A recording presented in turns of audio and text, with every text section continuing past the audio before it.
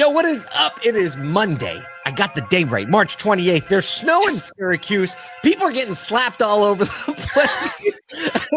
Let's just talk about a few things before we talk about a few things.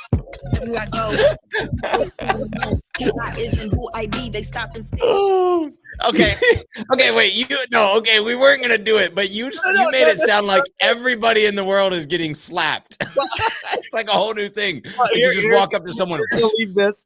We're gonna leave this right here. This is gonna be the one place on the internet where we don't talk about it. So today we're actually talking about a lot of things that have been going on. We got a story about you and some Chipotle. We're kind of going like good. Broad scale. The landscape is shifting everywhere. We're going to draw a little attention to a lot of different little indicators today. Want to talk about first the fact we mentioned on Friday that we have some new team members in ASOTU. Can't wait for you to meet them. We're also hiring a few new team members for ASOTU. So, I mean, we need a partner development help. That means somebody that can really bring our sponsors and our partners tons of value. We're looking for the best event planner ever, someone that can handle in-person, live stream, the whole nine.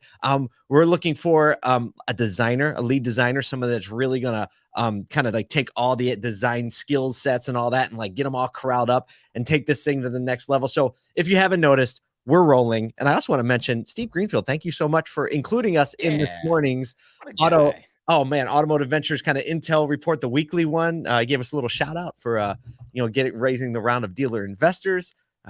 Did some work, got to release some work on the ASOTU brand tenants. There's just a lot going on this morning. Man, there's just a lot.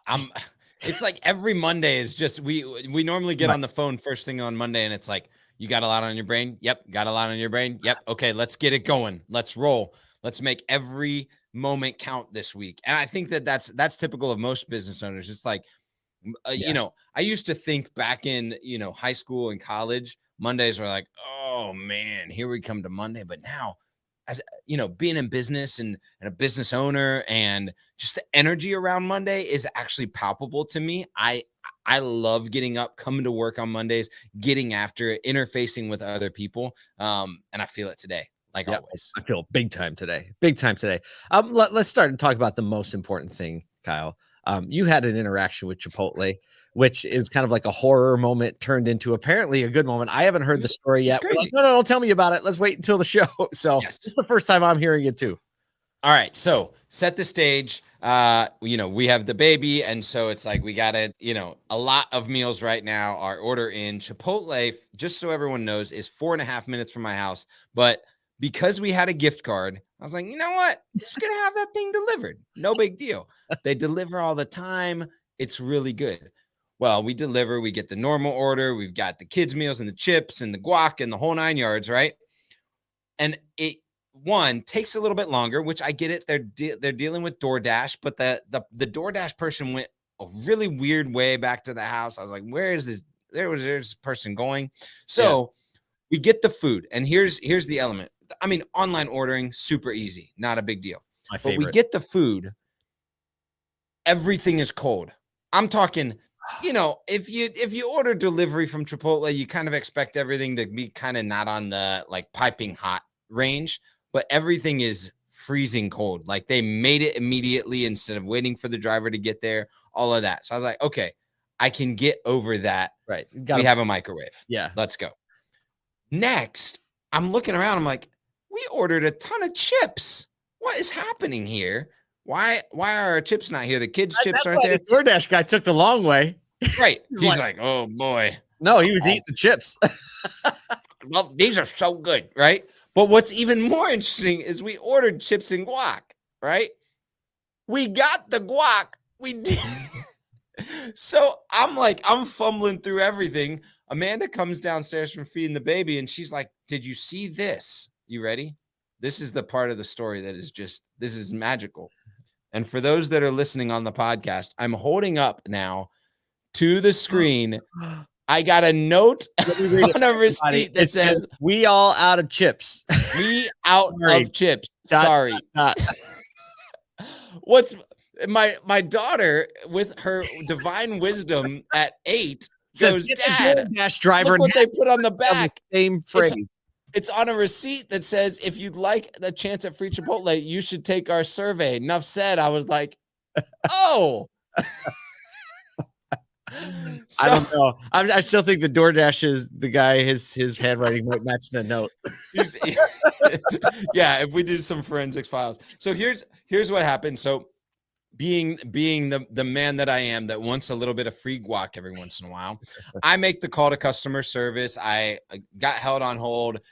Luckily, Chipotle has this thing where they can call you back when an agent gets ready. So it's I like go national customer service. It's not your local stores. Yeah, national. I didn't call the local store because that always goes like, oh, it's DoorDash's fault, right?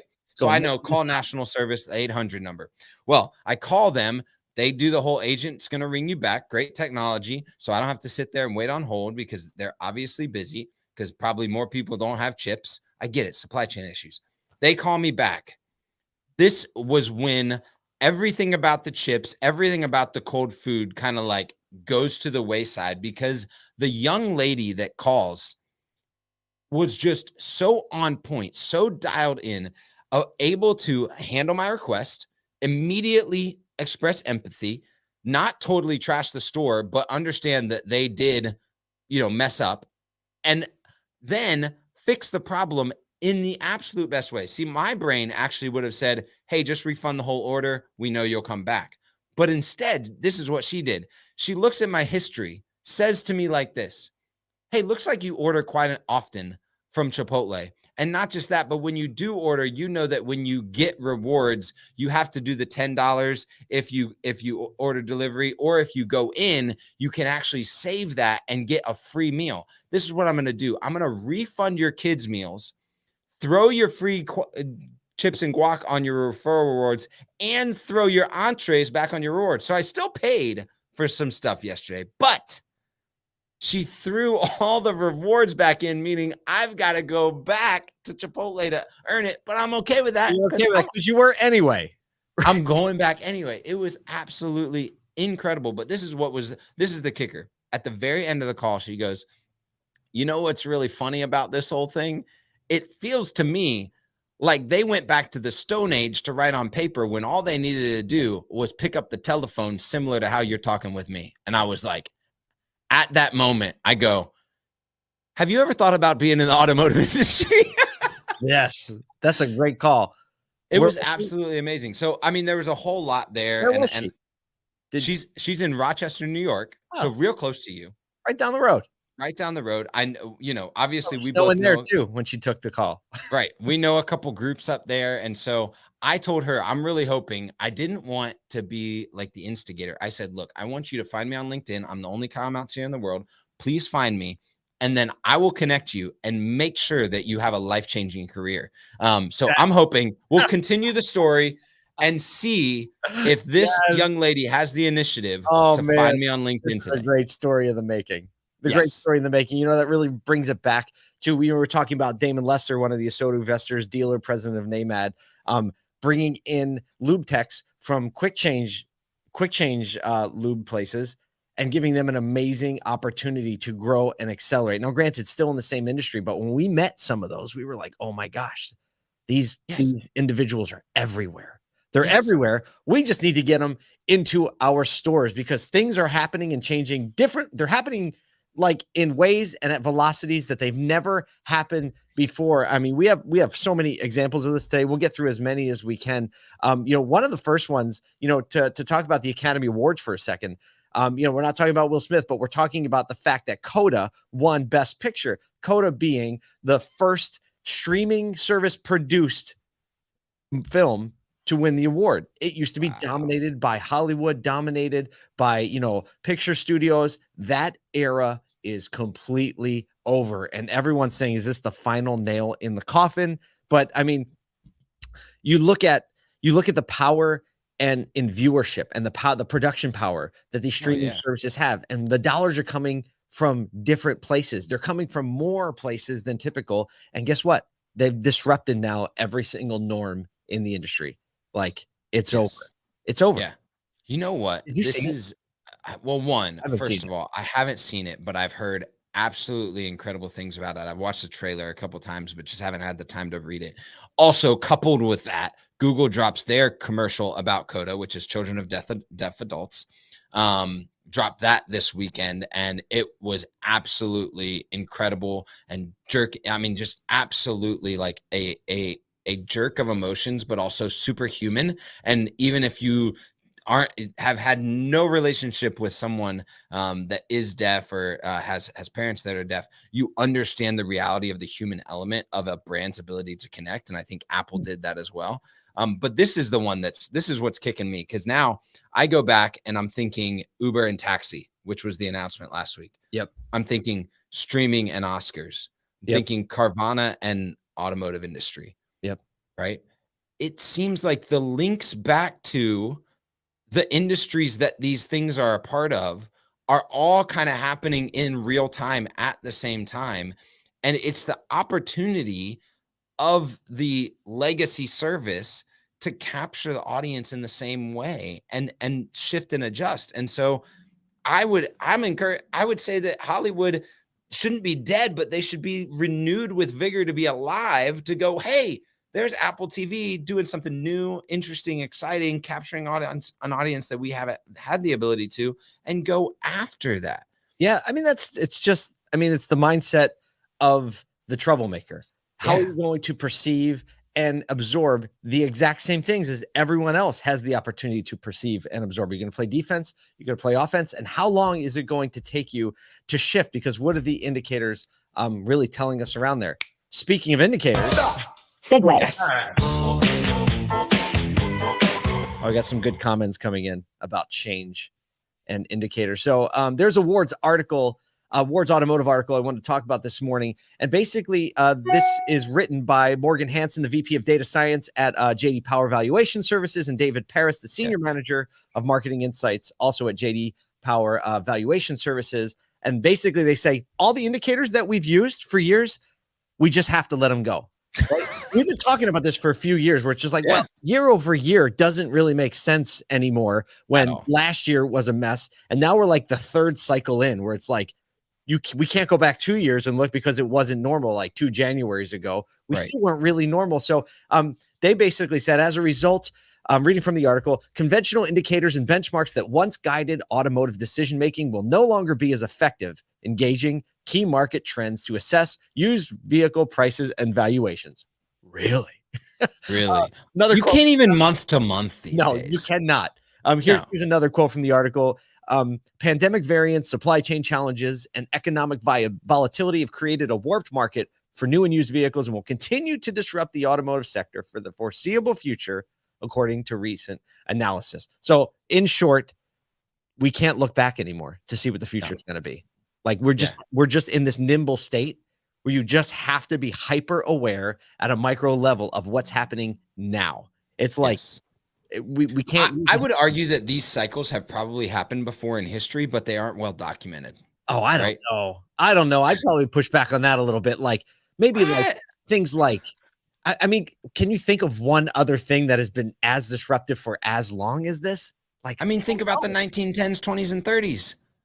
They just aren't documented like we're documenting it today. They're not as global as they are today, but there were global economy shifts based on what was happening in culture. Yeah, they were. I mean, in culture, yeah, but I'm just even thinking the state of the automotive industry in the 10s and 20s was like. Well, and granted, the automotive industry wasn't around, but I think businesses have seen shifts like this. I mean, you think about post World War III, right? It's very, very World War II. Sorry, whoops. Or post World War II. I just think that we are seeing this and having to approach it from a newness, but I think historians will look back on this and see the cyclical nature of history, but this will be the first time that it's documented in the way that it is. And so we're literally making history at this point, in my opinion. Yeah. I mean, Nathan Southwick makes a comment, says the internet. Yeah. Yes. The internet made us all say everything we thought about is never going to be the same again. Right. And it took a lot of people a while to figure that out. And most of those people aren't in business anymore, or they suffered substantial losses. And so, like, we needed somebody to tell us that, but now it's coming from JD Power, which is, kind of the establishment, I guess, when it comes to like, how should we respond to this? And I think for the last, data is a trailing indicator. right? And so to understand whether the trailing indicator can tell you about the leading indicators, then you have to wait. And so now they're saying, yep, the trailing indicators nailed it on what we all already said and knew. Trailing now, they're like just disappear, right? Like fading indicators. They're quickly fading indicators. And when we look at the troublemakers in the industry and the people who have disproportionately succeeded, whether that's in sales or service or tech, business development, whatever, they are the people that are living in LinkedIn, Clubhouse rooms, conversations like this, things like we're putting out. They're just staying together and talking about these things in real time. Yes. And making decisions based on what they're hearing in real time. And then when the trailing indicators catch up, they use that to inform their decision about the current leading indicator. Like it really is a different mindset on it's like we're moving forward and we'll make decisions while we're already moving. This is interesting. When the pandemic first started, actually, I was still at a dealer group, and I remember because what we historically did was able to look at vAuto and our sales reports and service reports to kind of look 30 over 30 or year over year and understand that. But what we did is we built out this whole complex spreadsheet that was able to give us 30, 15, 7, and 3-day trends. And so I built this whole spreadsheet saying we have to understand all these trends and how they're related to each other, whether or not they're positive or negative, whether or not things are going up or down, what the indicators are on service ROs and sales volume or vehicles and inventory, total gross, all of that type of stuff. It was no longer 30 over 30. It was 30, 15, 7, and 3. Yeah. And we looked at every single one every single day to see the patterns on the way they moved. So I think that's the way business has to be looked at, and looking at those in opposition and directly in relationship to each other is going to be necessary for business leaders to succeed. Yeah. I mean, it's one of the things that we're trying to, increase the conversation. So if you're listening to this and if you're a service advisor or if you're a GM or a dealer principal, whatever, talking about these indicators, talking about what's happening in business and culture and technology and automotive, right? Not just automotive, because automotive is going to be a trailing indicator. Right? Yeah. Like you have to take in all the other variables in order to understand your leading indicators. We have one more fun one to talk about. Let's end on a little bit of a fun note. So, that we're fans of the Savannah Bananas baseball team. Jesse Cole, I've known him for a few years now, and had him on my podcast a long time ago, like when they were just fledgling. But now they're getting a lot of play these days. Tons. And it's because they're literally reinventing the game of baseball. You're like, how can you reinvent the game of baseball? Well, unreal. And first, right? It's customer experience driven. Say baseball games can take long, and we need in this intention, ADD culture, we need something to keep it going. So they invented something called Banana Ball, and they're playing all these exhibition games. And you can see, if you're not watching, like in the video, there's a guy with sleeveless shirt on, and he's at bat against the Savannah Bananas. It's almost like Harlem Globetrotters. He hits a fly ball. The fly ball goes over the net behind the plate. A fan catches the ball. And guess what? In Banana Ball, that counts as an out. So that batter is out. They walk the fan onto the field. He looks like he just hit the grand slam that won the World Series. They're lifting his arm in the air, and he's trying to keep that like baseball serious face, right? Like this is no big deal, right? And so they've done that to change the rules. They have this other crazy rule. I don't know if we have a video for this, but if on ball 4 there are no walks in Banana Ball, right? Because walks are boring, right? The guy kind of throws his trudges down to first, yeah. And in this, it becomes a sprint. The second ball 4 is called.